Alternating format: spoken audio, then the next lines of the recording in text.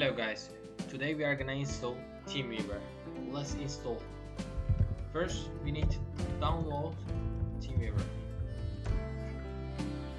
As you can see, for Windows we are gonna follow this Windows, but if you want to go for macOS, Linux, Android or iOS, you can select right here. So we go for Windows. There is two versions of it: provide support, receive support. We are gonna provide support. We are gonna control someone's computer. So I'm gonna download this one. If you're gonna just need help, you can easily download quick support. Wait for the download.